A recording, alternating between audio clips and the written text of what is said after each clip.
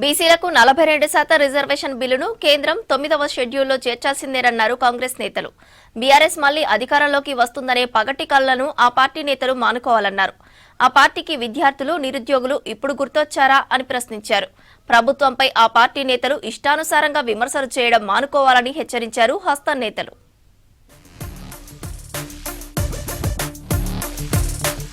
42% రిజర్వేషన్లు పొందడం బీసీల హక్కన్నారు మాజీ మంత్రి జీవన్ రెడ్డి. బీసీ రిజర్వేషన్లపై కేంద్ర హోంశాఖకు గవర్నర్ నివేదించవలసిన అవసరం లేదన్నారు.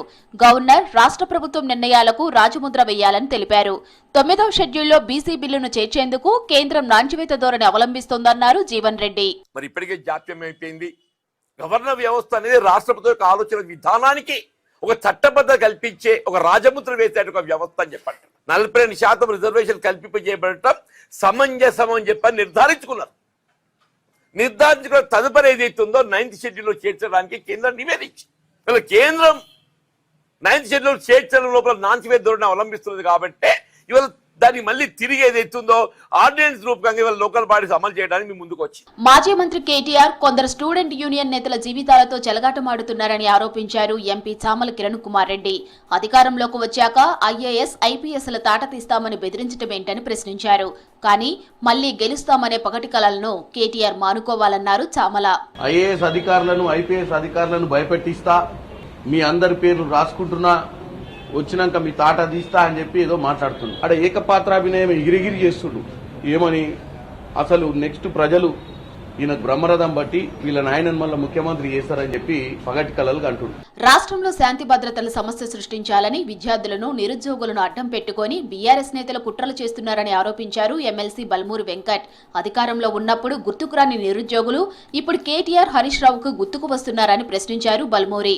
ఏ రోజు విద్యార్థులని పట్టించుకొని వీళ్ళు ఈ రోజు అధికారాన్ని కోల్పోగానే విద్యార్థులని, నిరుద్యోగులని మళ్ళీ ఈ రకంగా మీటింగ్స్ పెట్టి ఆ మీటింగ్స్ లో కూడా తెలంగాణ సెంటిమెంట్స్ ని, ఎమోషన్స్ ని మళ్ళీ రెచ్చగొట్టి విద్యార్థుల, నిరుద్యోగులను మళ్ళీ కూడా రోడ్లపైకి వచ్చి మళ్ళా వాళ్ళ కుర్చీల కోసము నిరుద్యోగుల జీవితాలతో చెలగాటమాడే ప్రయత్నం చేస్తుండ్రు. సీఎం రేవంత్ రెడ్డిపై, కాంగ్రెస్ పై ఎమ్మెల్యే పాడి కౌశిక్ రెడ్డి ఇష్టానుసారంగా మాట్లాడుతున్నారని మండిపడ్డారు ఎమ్మెల్యేలు.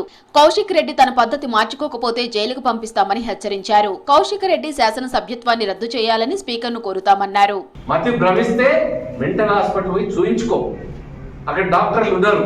లేదు నేను ఇట్లనే చేస్తా అంటే తప్పకుండా నేను చట్టరీత్యమైన చర్యలు తీసుకొని నిన్ను జైల్లో పెట్టడం కూడా జరుగుతుంది. నిబద్ధత లేని ఆరోపణలు చేస్తే ఊరుకోవడానికి తెలంగాణ ప్రజలు సిద్ధంగా లేరు. పిచ్చి పిచ్చి ప్రేలాపనలు బారకపోతే బట్టలు కూడా తీసుకొట్టాల్సిన అవసరం వస్తుంది.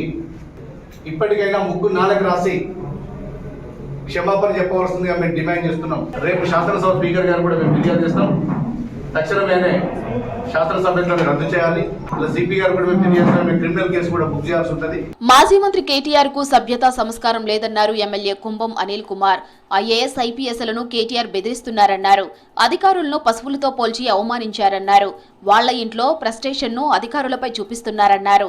ఇకనైనా కేటీఆర్ బూతు పురాణం ఆపుకుంటే ప్రజలే బుద్ధి చెప్తారన్నారు ఎమ్మెల్యే కుంభం అనిల్.